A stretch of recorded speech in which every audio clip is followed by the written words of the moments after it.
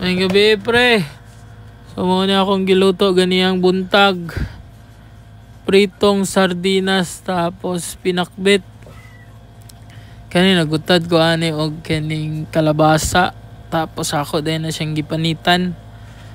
Igtaw-taw da na pre, sitaw na po akong gutad. Kaya nakumanam tong kalabasa. Pag umagutad sa sitaw, talong dayon.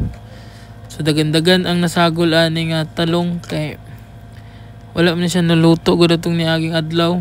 So nakasagol ko anig 5 katalong tapos sitaw dagan pud siya. So balance lang ang okra lay wala to pre. So kani ako na ning gitak-ang ang karne.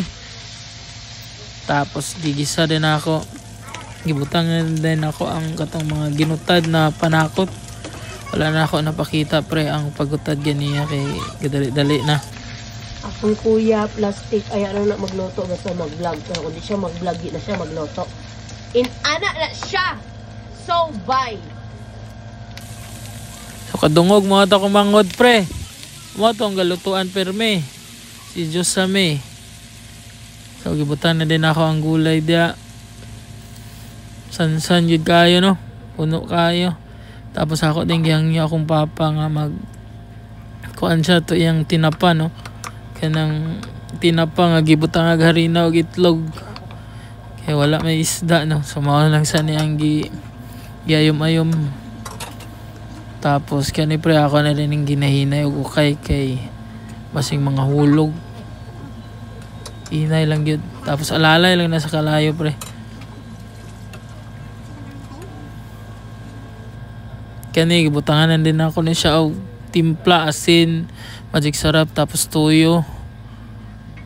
Kani nga part pre luto na ni siya. Gibutangan niya po na ako siya tubig pre nga para mahumok yun siya. Tapos kani tak-ang dayon sa katong ukay ni papa ganiya nga katong sardinas gibutagari nag itlog. Lami gyapon siya pre nga alternative sa isda no. Dili ra kay nimo malasahan ang iyahang pagka sardinas, dili ra kay siya langsa ba. Tapos kanang duha ka karne pre para na sa pari. Tapos tak-ang na pod atong sardinas na butang itlog o garina. So, dali ra kay siya maluto pre. Kataod-taod pagbutang ana luto na dayon. So dagan-dagan pod ang nahimo ato pre. Tapos mo na din ang paniud to ganina sa opisina.